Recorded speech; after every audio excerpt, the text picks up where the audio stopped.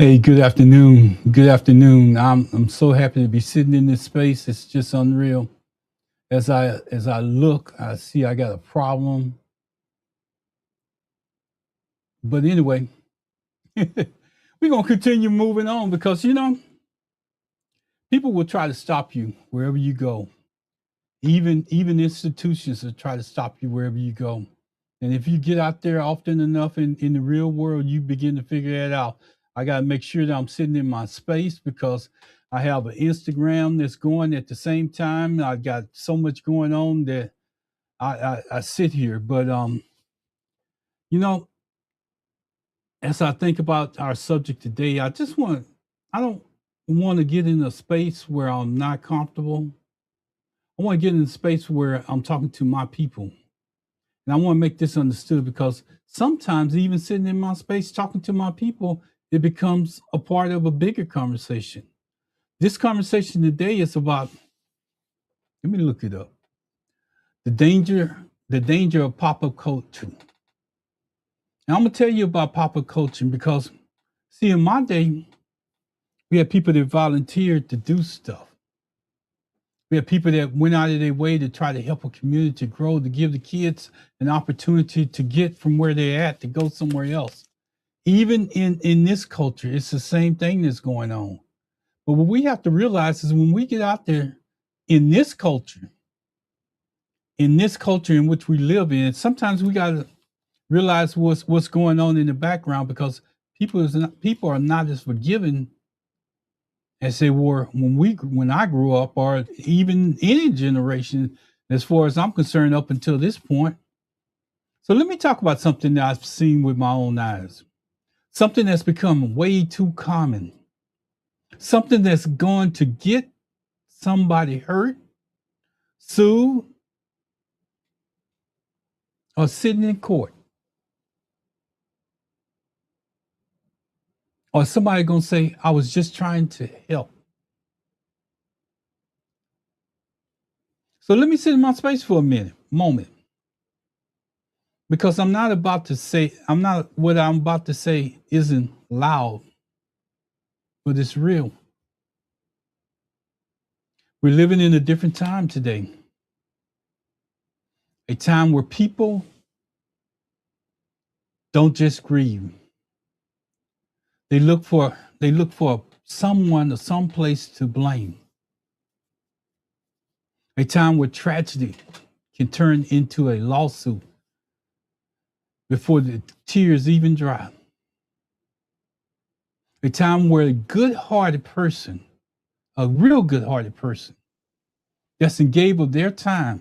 And let me tell you about this good-hearted person because I need to build them up a little bit more.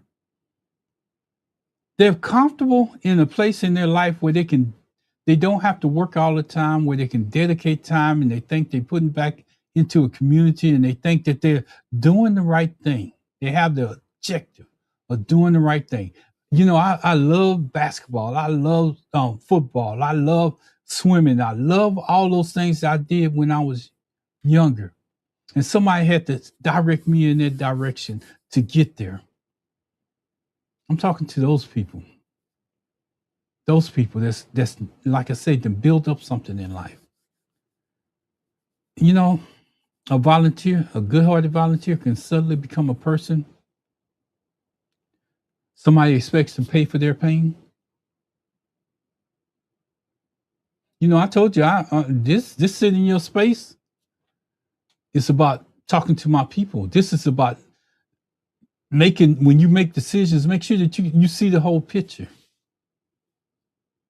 Most people will see this and they say, "Oh, he just trying to stop us from doing." I ain't trying to stop you from doing anything. What I'm trying to get you to do is look down the road a bit, and if you don't do anything else but protect yourself while you're out there.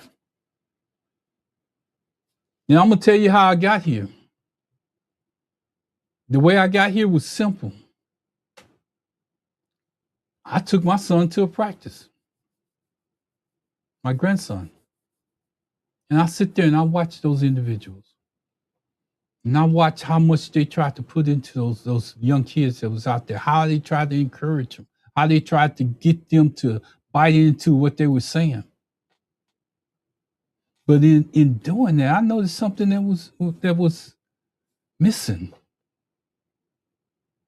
And you hear it on TV all the time, but you never think about it when you're out there looking at your own, out there running or doing something. You're looking around for medical. What happens if something medically happens, or somebody hurts themselves, or something like that? Then you say, you know what? Yeah, I'm gonna do what the little bit of knowledge that I have. I'm gonna do what I can do. But when that instant changes to something else, and that's the part that I want to address right now, because you need to know what you in for. Most folks stop at the surface. We need more volunteer coaches. But I'm asking you a deeper question right now. Do you understand the responsibilities you're accepting when you volunteer? Do you know that? Are you considering that? Because this isn't just about sports. It's about risk. It's about accountability. This is about a world we live in right now. A world where everything is recorded. Everything is documented. Everything is replayed. It can be replayed in the courtroom. What you thought was innocent parents out there recording their kid being coached by you or somebody else on that field can turn into evidence. So I'm asking you to consider that you're living in a different time. Oh, they'll smile in your face, the mamas and them papas and all the rest of that. They'll smile in your face. Oh, coach, thank you. I'm glad. I just want to see him out there working. I just want to see him out there doing something different. I just want to get him from a computer. I just appreciate what you do. And all that sounds great. You go out and you win a game or two, and they all behind you, and they just all about the coaching. Probably was the biggest fan on the field. Go, go, go. And let's be honest. We got people out here calling themselves coaches with no training, no certification, no CPR training, no heat safety knowledge, no understanding. And this is the one that will bite you harder than anything else that I'm telling you today. And I'm talking to Black people, which can carry over to the other side. No understanding of that child's history because that parent didn't come up and tell you anything. You didn't notice when that child went off that field that his mother was giving him a breathing treatment to help him continue what you was doing. A breathing treatment increases a child's heartbeat. So if you increase his activity on the field while he has a breathing treatment going on, where are you? The only reason why I know that knowledge is because of my grandson. I'm just putting the information out there, you know. Because you pick up a whistle and you hear that coach title and you have all the good intentions of being the great person that's out there. That narrative has changed. The narrative's been changed because now good intentions don't protect you in court. Good intentions don't stop a heat stroke. Good intentions don't save a child's life. Here in Texas, the temperature alone can put a kid in danger of heat stroke, organ failure, permanent injury, even death. And if that happens on your watch, that responsibility falls on you. Not the league, not the organization, and some of the times not the parent who dropped them off, to you. Because when a parent shows up with a lawyer, they don't see a volunteer. They don't see a good person trying to help. They see an adult in charge. They see a coach, which takes on the title. So when you hear this coach, coach, coach, remember that it comes with responsibility. Remember those same people that were sitting there in those lawn chairs, sitting on the edge of their cars, sitting on their tailgates, watching you put in all that extra time that you're putting in, and they'll be the first ones. When you get to that courtroom, they'll be the first ones to say, you know what? My son or daughter's gone. My son or daughter is permanently injured. I got to change my lifestyle. And if I got to change my lifestyle, you got to change too. That's what their lawyer going to tell them. Because you took your child out to this person hoping that they had all the credentials that they needed, hoping that they made plans in case something happened. But all I saw when I went out there was an empty field with grass on it, and people out there pushing kids to a limit that they shouldn't have been pushed to. So I asked the question, and like I said, I don't have no problem talking to Black people. I don't have no problem telling people the truth. I'm gonna get right there and tell you the facts. What you do with it after then is on you. It's not on me. Sometimes you just gotta help people connect the dots. See, some people go out there and they want to live their life through those kids where they didn't never make it into the NFL, or they didn't make it to where they wanted to be, or they want to bring their child out and give them a workout. Instead of sitting there, they just want to be a coach and bring your kids along with theirs. That's okay. That's good. But know what you're getting into before you get there. And you think I'm exaggerating. I know. You know, when I get in this space, I don't like to sit there and tell you stories without bringing up things. Look at what happened right here in Texas, April 2026, that most people haven't even heard about. Middle and high school coaches forced about 80 kids to do over 400 push-ups. 20 ended up in the hospital. Some ended up with permanent kidney damage. And the reason why I'm telling you this is because, see, this is what I need you to understand. Those coaches had training. Those coaches had a defibrillator on the sideline in case something happened. Those coaches had medical attention that they could get to, or make a call and know that at least they had the training, CPR training, to take care of them. Listen to this, because I just got through saying, but I need you to understand this part of it. These were certified coaches employed by the school district, protected by the school district under a document called a waiver, protected by district policies, and still got sued. I want you to imagine what I just got through saying, and still got sued. Now imagine you, a volunteer, a pop-up coach, no certification, no waiver, no CPR, no medical forms, no training.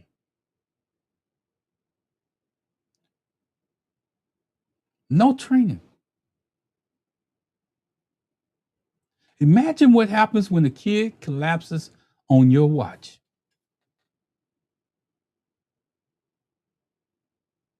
That waiver that you didn't have, that protocol that you didn't follow, that medical history that you didn't know, that weather report that you didn't watch from the previous day that told you that the pollen count was up. So if you got kids out there that's asthmatic, maybe you shouldn't push them as hard as they do. Because I'm going to tell you what's going to happen, because when they go to court, all that information is going to come up. It's relative. You may not never watch the news, but they will hold you accountable for it. That kid that was on that field when that lightning started, that you was out there coaching away. I'm just putting it out there because even with training and protection, those coaches are fighting for their careers and their freedom at the same time. See, that's another part of it. Being accountable. What if they want to press charges against you for what you did? Now remember, those were certified coaches. I'm just putting the information out there. So, what do you think happens when you have none of that? I'm jumping to some reality now. And here's the part where people think, here's the part that people never think about. Responsibility doesn't stop at that field.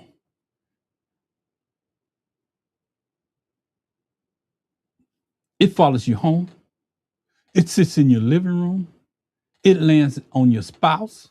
It lands on your kids. It reaches into your finances, your peace, your future that you thought you had built up to be comfortable enough to go out there and coach someone else's kid and help them improve their self. That is not the case no more. You take on different responsibilities when you stand on that field and allow somebody to call you coach without protecting yourself. That's why I'm talking to the brothers and the sisters and anybody that's out there volunteering to do stuff.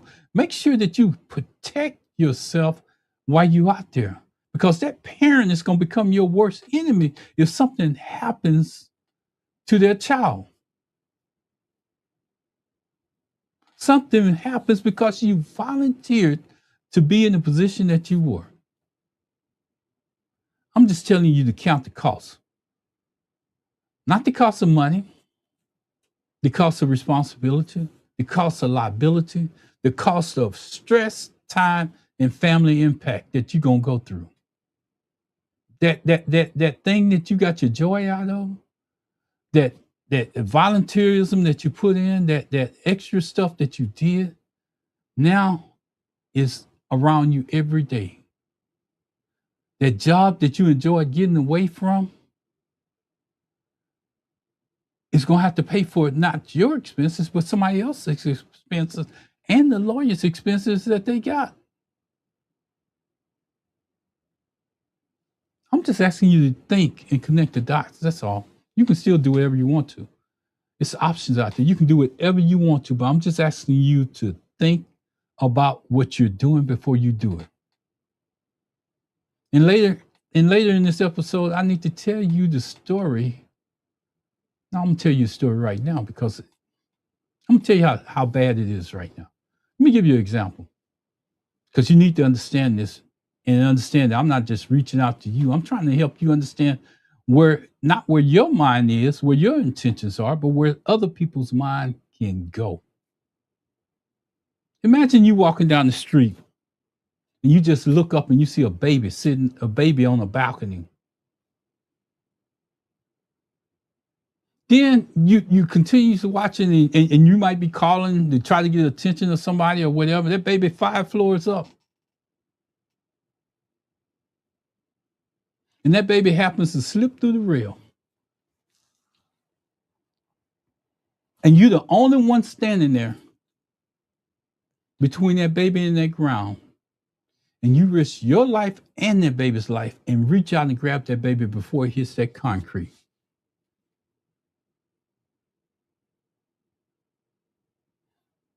You injure yourself. You and the baby's also injured, but you saved that baby's life.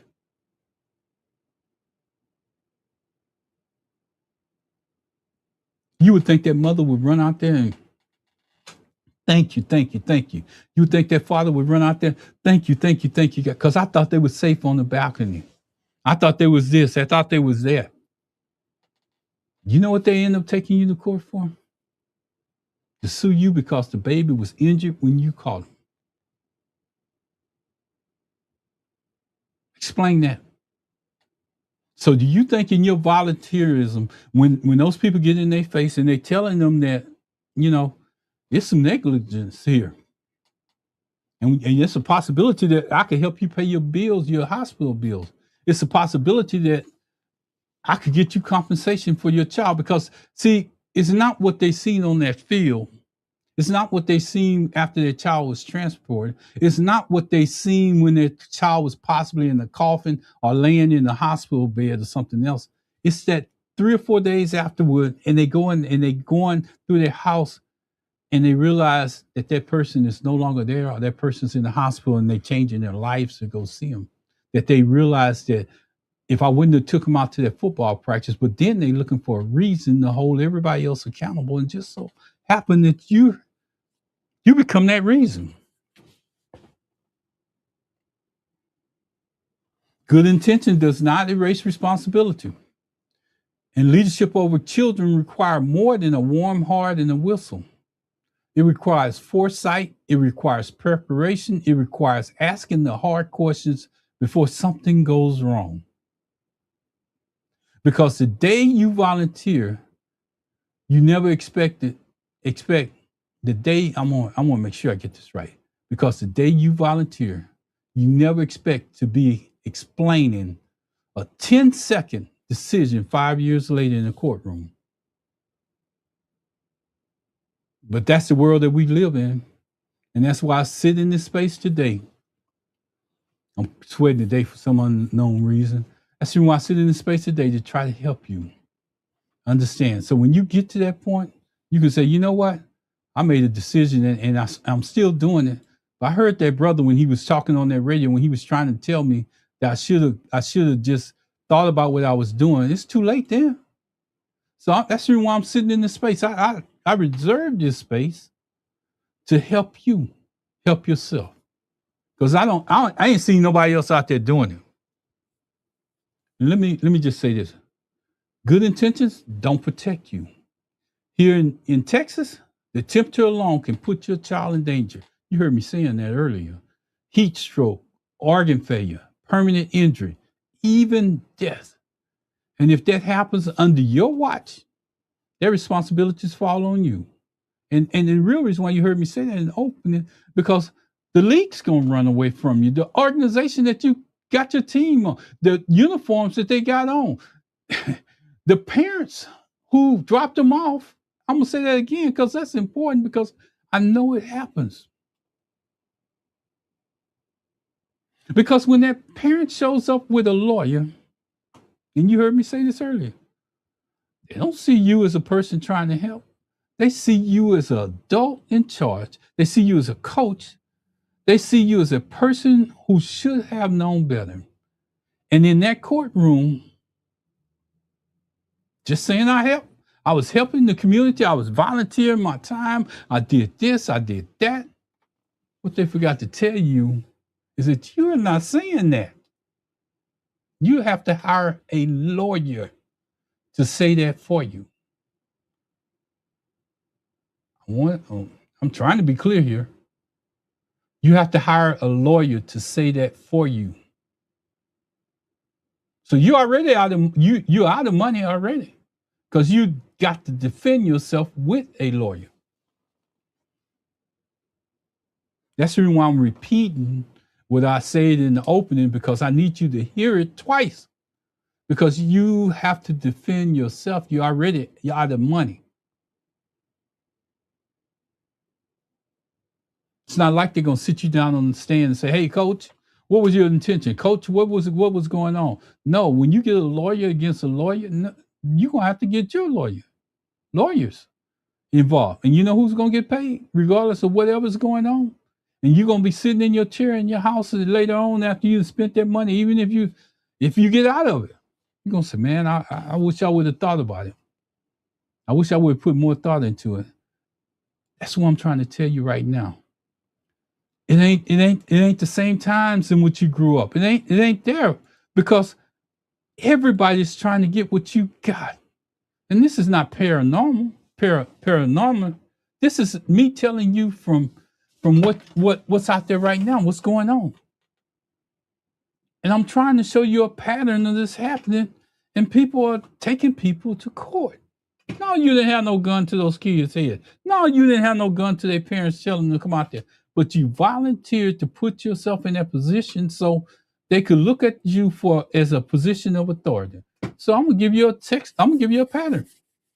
Texas Leadership Charter Academy, TLCA San Angelo, April 26. A civilian lawsuit revealed that in February of 26, coaches forced roughly 80 students to perform over 400 push-ups across 3 days. See, that's what I'm talking. This is why I'm talking to you. Over 3 days. So you might have trained with that child 3 days ago, and the effects don't start. He don't start feeling the effects or her until 3 days later. And they go back and find out where was that stress put on their body at? Where did that decision take place? What were they doing in the past 3 or 4 days? And they hold you accountable. Let me just say this. At least offer those kids water. And see, the thing that most people don't know, it's not the water that you consume today that's going to protect you. It's the water that you assume in the 24 hours before you go out to the workout that's going to protect you. And a lot of kids don't drink water these days. They drinking soda pop. They drinking everything under the sun with sugar in it. And then they get out there and they want to work out, and you want to push them even harder. So you put yourself at risk when you do that. Let me just tell you, I told you about that. And notice what I say: high school and middle school kids. Somebody messed up and gave them all different jerseys, but that didn't exclude them from going to court. 20 kids were hospitalized, and I said this earlier. Some of them had permanent kidney damage. And they wasn't that pop-up coach, that volunteered, good guy that came out there trying to do the right thing. They had all the certificates. They had access to heat training and all the rest of that. And they still had to go to court and provide a lawyer because they were sued.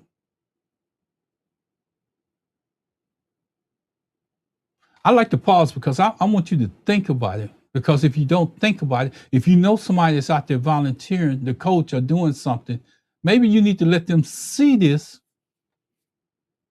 Because I don't ask for people to subscribe and share and do all of that. But I'm telling you, if you know somebody that's close to you, you might want to have them see this and have them make a decision, because it's some decisions that they make that's going to affect their lives.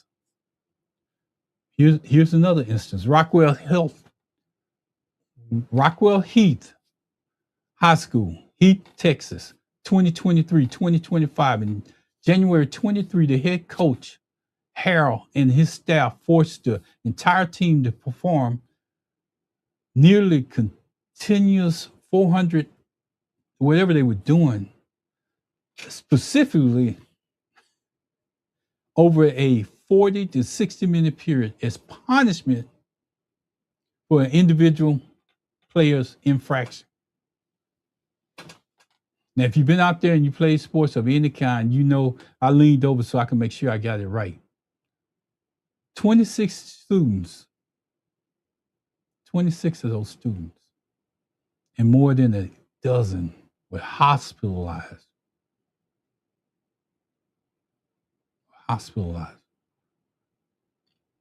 The coach resigned. Texas Education Agency launched the investigation. A civil lawsuit was filed against the head coach and 12 assistant coaches. Oh yeah, y'all say, oh no, that can't happen with me. You know, I'm good. Let me tell you about New Brownsville Middle School, 2023. A 7th grade student, Gavin Hurd, was hospitalized and diagnosed with medical problems. After being asked to perform stuff that he wasn't supposed to be doing. Wasn't supposed to be doing. Doing the incorrect exercise. I'm just putting this stuff out there. The district had to rewrite its entire policy and safety athletic safety plan after that. Most of you pop-up coaches don't even have a written plan. Don't even have a waiver. Haven't even talked to the parents before they brought them to you and to ask them, do your son have a medical condition that I should be aware of? Because every one of those kids have something different that's going on. I'm going to even go back a little bit further, and then I'm going to go into something else. University of Iowa, 2011 off-season workouts pushed players past safety limits. 13 players hospitalized, and others had medical conditions. And legal settlements followed. Who paid those? When you hear the word legal settlements, who do you think paid those? I'm just asking. I'm making my text a little bit larger so I can read and get the information out to you. Because, see, sometimes you think people are the smartest people in the world. You just seen the most brilliant speech by Michelle and President Obama. But what they don't try to show you is that teleprompter up there where their speeches are magnified, where they can see them, where they go up there and they practice to make sure that the font is the right size so they can see them. You use it as a reminder so you don't get too far. Because when you stating facts, you have to make sure that they can be researched. I just want to share that with you. When children are young, athletes are forced into extreme, continuous, unhydrated muscle exertion, scalp, muscle tissue, rapid breaks, down and up motions. This releases a toxic poison, a toxic protein called myoglobin into the bloodstream. Kidneys are forced to filter this massive influx of these proteins, which quickly clogs their infiltration system. Dark T urine, acute kidney failure, permanent alterating organ damage. Permanent. This is not a kid being soft. This is not a old school toughness. This is called medical trauma. And you know who they're going to hold responsible for it? Get used to this word, coach. Coach. Here's the other part that gets you in trouble with this. Now I'm about to go into it. Let me see how much time I got. Even with waivers, even with certificates, even with school backing, even with document protocols, coaches still get sued. And I'm telling you about coaches that had the certificates and everything that was in place that still got sued. But let me tell you about another danger that you haven't taken into accountability. See, I'm gonna lean in on this one. See, as we as volunteers and you go out there and you coaching, and you like to get all kind of help. You might have one or two kids' parents that step up there and say, "Oh, you do this, you run here, you do that," and you over here. And they start having a complication over there where your volunteers stepped up and volunteered, and they have no idea what they're doing. They think that they copying what you got going on. They think that they watching behind your back. They think that they doing you a favor. But that favor that you see walk on that field, that parent that you think that's there to volunteer, that other assistant coach that you think that's out there doing everything that they can, that's making your practice look better than anybody else around, because you got all these volunteers. If they have trouble over there because you are on the other side doing what you do, you're responsible for them too. Because they don't have that training. And if you ain't got it and they ain't got it, you're the one that's held accountable for it.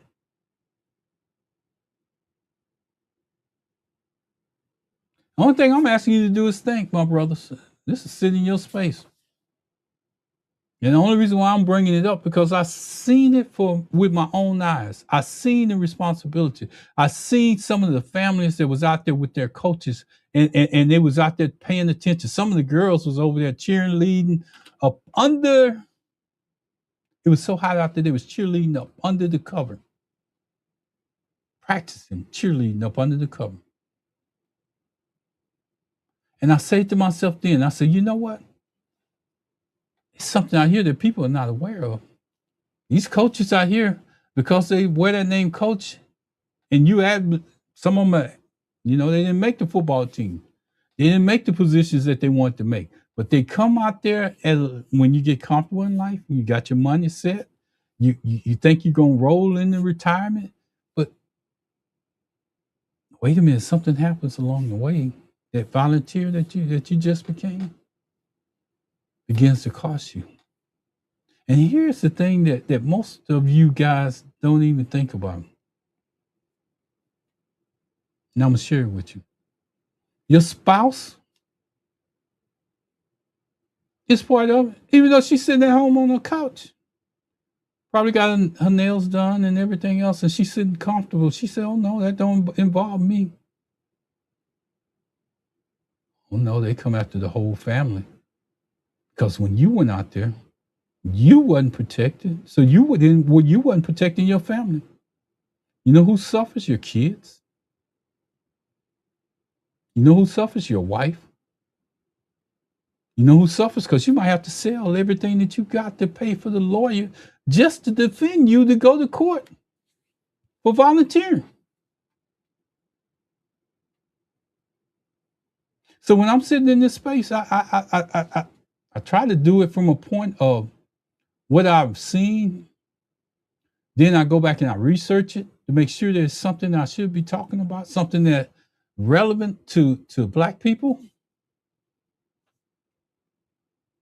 Because if you're doing it voluntarily in the goodness of your heart, because you saw somebody had to do it for you, you have to realize that we're living in a different time, a different place. I guarantee you, I can guarantee you without a doubt,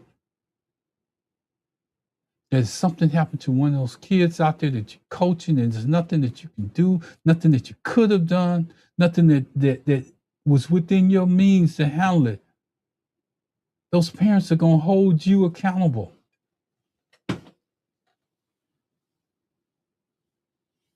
I'm just sharing the information, whatever you decide to do with it. But I felt it was worth talking to a brother because, you can go out there and talk about politics. You can go out there and talk about all other kind of stuff. You can go out there and talk about whatever made you feel good, makes you feel good. But if you don't talk about the realities of life, you don't talk about where you at right now in your life, and you don't talk about it, and you don't share it with your spouse, and you don't share the whole truth and nothing but the truth, and then they end up paying for what a good deed that you put out, it's going to affect you. I'm just putting it on your mind and giving you something to think about right now. And I just told you, what if another parent that you put so much trust in, another assistant coach that you put so much trust in because you had overextended what you was able to watch at one time? What if they just push that kid just enough to get him to the point where, or her to the point where they ain't nothing they can do? You know what the next words out of their mouth gonna be when that child falls down? Hey, coach, Coach, come over here. And you gonna run over there? You gonna run over there? You gonna be calling 911? You gonna do everything that you're supposed to humanly do to save that child. But you know what's gonna happen? You know what's gonna happen? After you get through making a 911 call and you get through visiting that hospital, you get through consoling the parents after the death of that child, then reality's gonna set in.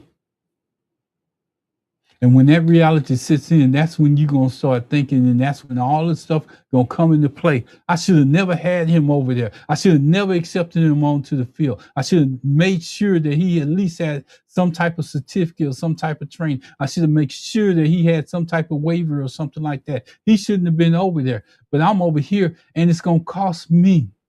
Because you know what that parent or that volunteer on the other side of the field's gonna say? Hey, I was doing exactly what he was doing, what he showed me how to do. I saw him doing it, and I wasn't going no further. But here's where all of this stuff becomes irrelevant. See, because let me show it. See this? See this? See this? See this? It's on videotape. See, they was just sitting there recording the kid just so they could show their kid working out and doing exercises, so they could possibly post it back on social media and all the rest of that. But then you know what happens to that information that they got on this that I just held up? It becomes evidence of your behavior. It becomes evidence of the other people that was out there. But then when they sit them other people on the stand, you know what they're gonna say? I was just out there volunteering. I wasn't the coach. I wasn't the coach. I was just helping other kids on the other side. I was just talking to my kid. I wasn't talking to the other kids when I was there. Key. Here's the key. They were coached what to say in a courtroom. So it all falls back on you. But they got lawyers. And that's what their lawyers tell them to do. See? It's a system that's set up to come after you. It's a system that's in place that wasn't in place years ago. It's not the same thing when you went out to play football. It's not the same people that's sitting in the stands or wasn't sitting in the or were not sitting in the stands because they was at work.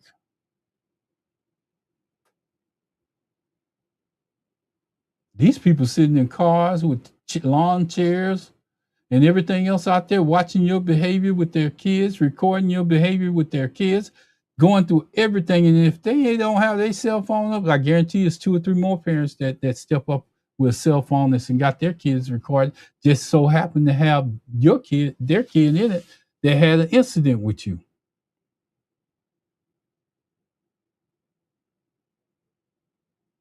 So be careful. That's ultimately, I'm just telling you to be careful and think about what you're doing before you do it. Think about it. Put it, run it through your mind. If you have to sit down and talk with your spouse, sit down and talk to other coaches that's out there and ask them the hard question. Hey man, what have you ever had an incident or something happen? Hey man, do you have CPR equipment? Do you know if it's any around here? Did you get CPR training or anything like that? And if their questions are no, you might want to consider doing something else. But if you still feel that drive and that whatever it takes within you to volunteer and do that task, go do it. But know that you're doing it with consequences that could happen.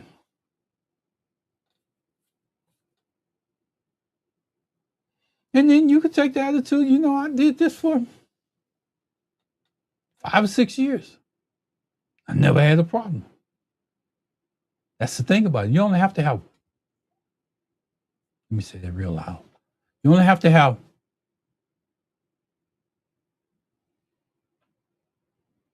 and that's it. That's it. So all that the other 4 years, 3 years, 2 years, whatever you want to call it, it's gone. You I know I've been here for a while, and I don't on the sit in your space. I don't have a time limit, but if I'm not doing what I'm supposed to, and I'm not saying I'm not doing what I'm supposed to, I'm just saying that I'm at a point where I don't want to be I ain't gonna even say it. I'm at a point where I need to change and go into my closing now because I think I made my point. Not everything that you do in life has to be a long discussion. Because once you make your point, you should be able to get out of there.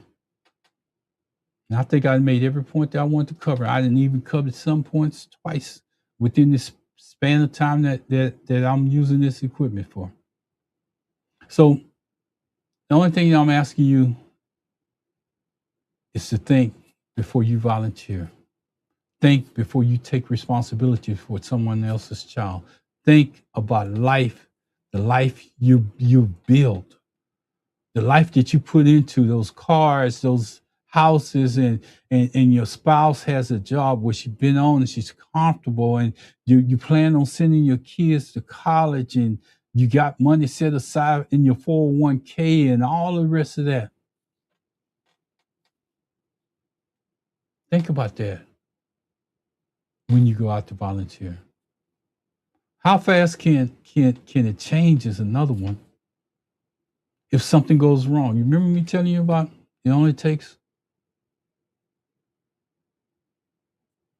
I don't care how long you've been out there, it could happen tomorrow. Be prepared for it.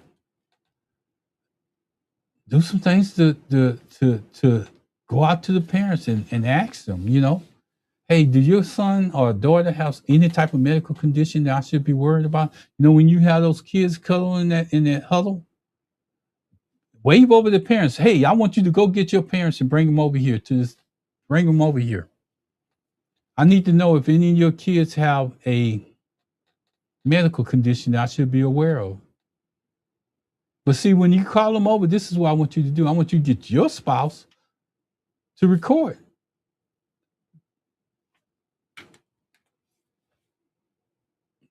To record.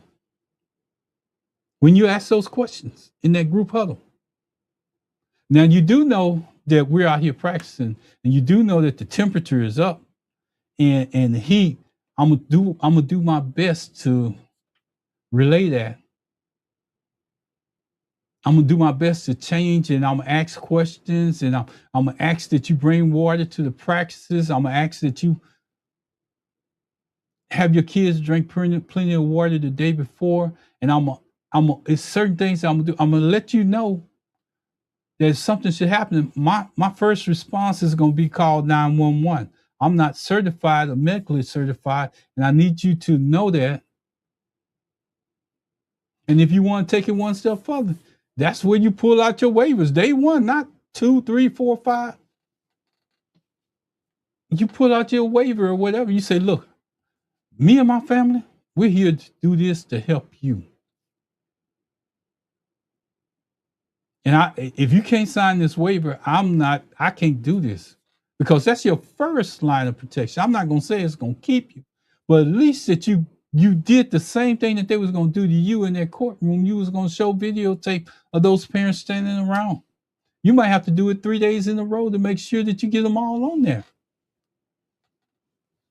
But that's going to be your evidence when you go to court, because that's the way we living right now. I'm just trying to help you help yourself, because it is a good deed. And we do need people to volunteer to help young people get off the streets or change their direction in any kind of way. But this is the thing that I'm going to go back to. And then I'm going to get out of here. See, it's not that people that look like you on that field might be your most dangerous time that you think. See, because when they get lawyers on your side, lawyers on their side, they get private eyes, private detectives to interview the parents and go get the film and the tape and the footage and all the rest of that. You're not thinking about that. You're volunteering to coach. But if you get your protection in place, at least that helps you. But the other part of the whole thing that's going to really get you upset is that when you go to these judges and these jurors, I like to tie it back to this. Most of them are not going to look like you. Most of them are not going to understand you. Because the ones that could have understood you found ways to get out of that jury duty. The ones that look like you that probably went through Little League, the ones that probably went through Little League and didn't make it out, that were black and understood that you were doing what you thought you was best for you, they done got out of the jury pool. They got all kind of reasons why they can't show up. But the ones that will judge you may not look like you. They may be the ones that never wanted to play football in the first place, basketball. They may have had a problem with the idea of sports because they got more time to participate in jury duty.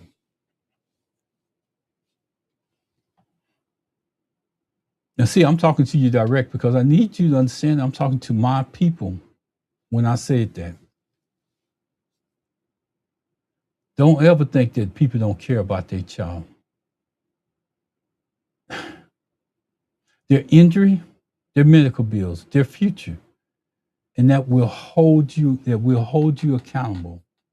The good deed should not cost you the rest of your life. This is a new day, new age, new levels of responsibility. And depending on what side of town that you own,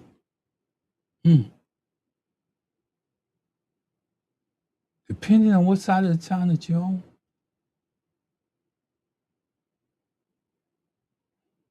even if you're on the good side, the only thing difference that means is that they can get hired better lawyers.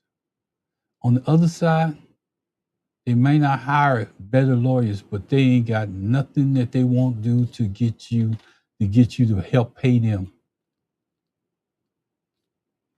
Food for thought. And if you're going to step into that role, you better understand the weight that comes with it. I'm asking you to think. That's all I'm asking you to do. I'm not asking you to do anything else. I'm not asking you to listen to me and think that I'm putting you down for what you're doing. Volunteering is one of the best things that you could ever do in life. But at what cost? Because some people, the closest people to you, might end up saying when they ask about it, thinking that responsibility goes away, and they're sitting in the court. I didn't say I want to participate with that. That was something that he said he wanted to do.